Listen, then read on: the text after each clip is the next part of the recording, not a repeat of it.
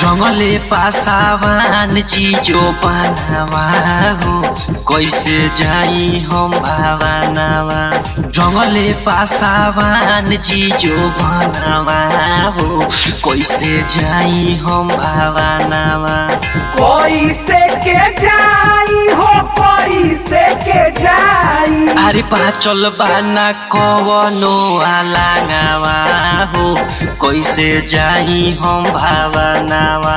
जंगले पासावान चीजो बनावा हो कैसे जाई हम भावनावा। जंगले पासावान चीजो बनावा हो कैसे जाई हम भावनावा।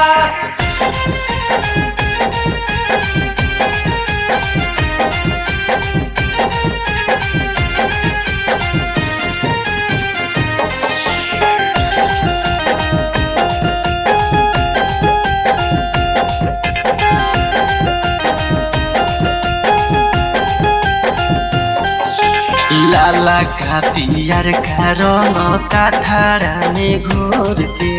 काठारा में घोर के हो काठारा में घोर के। एक गो जगहिया रंगले बाकी सब छोड़ के। बाकी सब छोड़ के हो बाकी सब छोड़ के। लाला का पियर का रंग काठारा में घोर के। काठारा में घोर के हो काठारा में घोर के।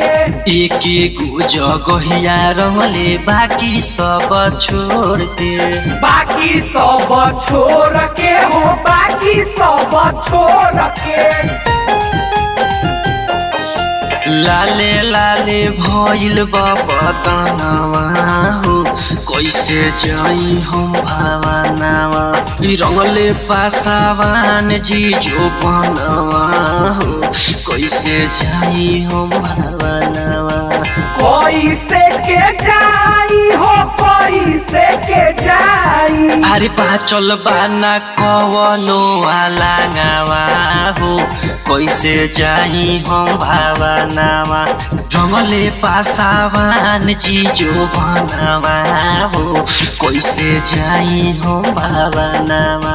रंगले पासावान चीजो बनावा हो कैसे जाई हम भावनावा।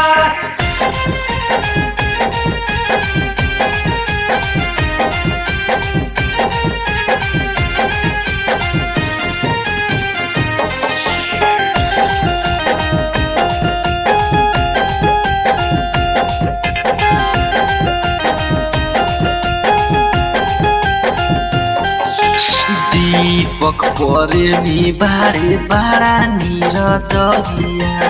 बारा निरदइया हो बारा निरदइया। सपन छोटन रंजित नीरज के भैया। नीरज के भैया हो नीरज के भैया। दीपक प्रेमी बारे बारा निरदइया। बारा निरदइया हो बारा निरदइया। छोटन मनीष रंजित नीरज के भैया। नीरज के भैया हो नीरज के भैया। मनले नाही हमरो कहनावा हो कैसे जाई हम भावनावा। जंगले पासावान चीजो बनावा हो कैसे जाई हम भावनावा। कैसे के जाई हो कैसे के जाई। अरे बाचल बाना कवनो आलांगावा हो कैसे जाई हम भावनावा रंगले पासावान जी जो बनावा हो कैसे जाई हम भावनावा रंगले